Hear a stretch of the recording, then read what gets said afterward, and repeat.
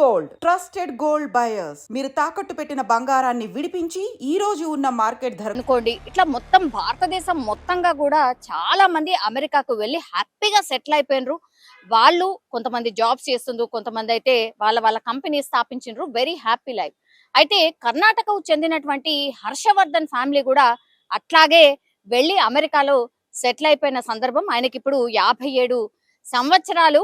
ఆ కర్ణాటకలో ఆయన పుట్టి పెరిగి ఆ తర్వాత అక్కడి నుంచి మ్యారేజ్ చేసుకున్న తర్వాత కంప్లీట్లీ అమెరికాకు మూవ్ అయిపోయిండు. ఆయన 2017లో హోలో వరల్డ్ అని, ఇది ఒక రోబోటిక్స్ కంపెనీ అన్నమాట. మనకు తెలుసు అంటే 2017లో అంటే అప్పుడప్పుడే ఈ అన్నిట్లో కూడా ఈ రోబోస్ ని యూజ్ చేయడం స్టార్ట్ చేసిన సందర్భంలోనే ఆయన కూడా ఇట్లనే హోలో వరల్డ్ అని ఆయన కూడా ఒక కంపెనీని స్థాపించడమే కాకుండా ఖచ్చితంగా సెట్ అవ్వాలి, అట్లాగే ఈ కంపెనీ ద్వారా కొంచెం బాగా అంటే పాపులర్ అవ్వడమే కాకుండా ఈ హాలో వరల్డ్ ని మన భారతదేశంలో కూడా ఈ రక్షణ శాఖలో అంటే మనుషులకు బదులుగా ఈ రోబోటిక్స్ ని ఇంట్రడ్యూస్ చేస్తే ఎట్లా ఉంటుంది అని ప్రధాని మోడీని కూడా కలిసినటువంటి సందర్భం. అంటే ఒక రకంగా చెప్పాలంటే సక్సెస్ఫుల్ మ్యాన్ హర్షవర్ధన్ అనుకోవచ్చు.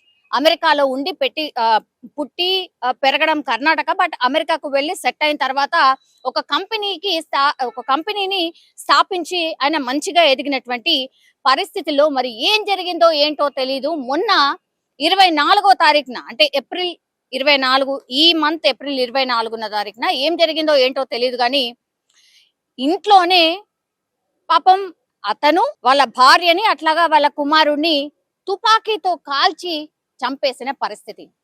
అసలు అందరూ షాక్ అన్నమాట ఈ వార్త విన్న తర్వాత. ఇది ఆలస్యంగా వెలుగులోకి వచ్చింది, బట్ అసలు హోలో వరల్డ్ అనేది ఒక రోబోటిక్స్ కంపెనీని స్థాపించినటువంటి హర్షవర్ధన్ లాంటి వ్యక్తి మరి ఎందుకని వాళ్ళ సొంత ఫ్యామిలీకి సంబంధించిన వాళ్ళ కొడుకుని వాళ్ళ భార్యని చంపిండు. అట్లాగే ఇంకో కుమారుడు ఆ రోజు లేడంట, అంటే ఇంట్లో లేడు, బయటకు ఎక్కడికో వెళ్ళాడు కాబట్టి ఎస్కేప్ అయింది. అంటే గన్ లైసెన్స్ డెఫినెట్లీ ఉంటది, ఎందుకంటే ఎప్పుడో అమెరికాకి వెళ్ళి సెటిల్ అయిపోయాడు కాబట్టి అక్కడ గన్స్, లైసెన్స్డ్ గన్స్ చాలా కామన్.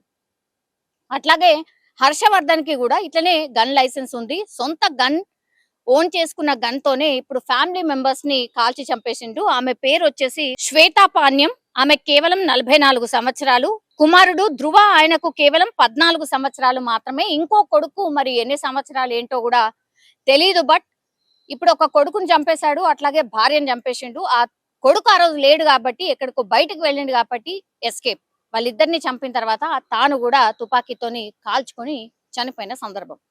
ఇప్పుడు ఈ కొడుకు ఎవరైతే లేరో, ఆ రోజు ఇంట్లో ఎప్పుడైతే లేడో ఆ కొడుకే ఇప్పుడు చెప్పాలి ఇంట్లో ఏం జరుగుతోంది, ఏమైనా జరిగిందా, మరి హోలో వరల్డ్ అనేది ఈయన స్థాపించిండు కాబట్టి దాని వల్ల ఆ కంపెనీలో ఏమైనా లాస్ వచ్చిందా, 2017లో ఎందుకని ఇండియాకి వచ్చి ఈ హోలో వరల్డ్ అనే కంపెనీని స్థాపించిండ్రు, రోబోటిక్స్ కంపెనీ, ఆ కంపెనీ పొజిషన్ ఏంటి, ప్రధాని నరేంద్ర మోడీని కూడా కలిసి ఖచ్చితంగా రక్షణ శాఖలో ఈ రోబోట్స్ ను కూడా ప్రవేశపెట్టండి అని ఒక నివేదిక ఇచ్చిపోయిండు. కలిసే అవకాశం కూడా వచ్చింది నరేంద్ర మోడీని కూడా.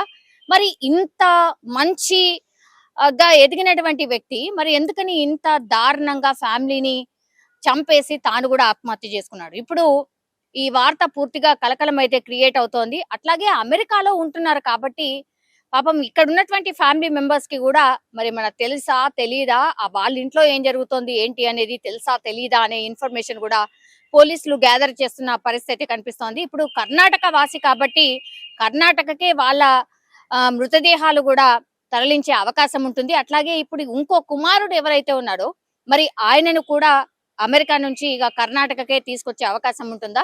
ఆ కుమారుణ్ణి పూర్తిగా విచారణ చేస్తున్నారు పోలీసులు. వాళ్ళ ఇంట్లో ఏం జరుగుతోంది ఏంటి అనేది కూడా పూర్తి ఇన్ఫర్మేషన్ కలెక్ట్ చేసే ప్రయత్నం అయితే జరుగుతోంది. కానీ నిజంగానే అత్యంత బాధాకరం.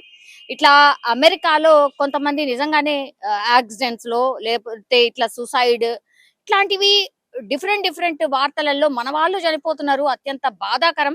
అట్లాగే ఇతని విషయం కూడా మరి ఏం జరిగింది ఏంటి అనేది తెలీదు. పర్సనల్ గా ఏదైనా జరిగినప్పుడు కూర్చొని సాల్వ్ చేసుకోవాలి కానీ మరీ చంపడము చనిపోవడము ఇదే ఎక్కువగా జరుగుతోంది ఈ మధ్య కాలంలో.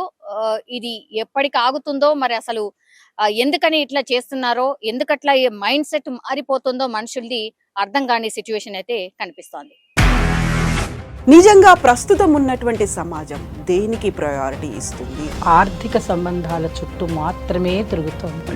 మళ్ళీ ఎన్నికలంగానే చాలా విరక్తి కలుగుతున్నాం. మంచి అనిపిస్తుంది కదా, లేడీస్ కూడా ఛాలెంజింగ్ జాబ్స్ చేసినప్పుడు చాలా బాగుంటది. ట్రాఫిక్ అసిస్టెంట్స్ గా నియమించిన ట్రాన్స్జెండర్స్ అందరితో సాల్యూట్ చేయించుకుంటున్నారు. ఫుడ్ డెలివరీ ఇవ్వటానికి వెళ్ళినటువంటి డెలివరీ బాయ్ అనిల్ పై కళ్ళ ముందు పెళ్ళండి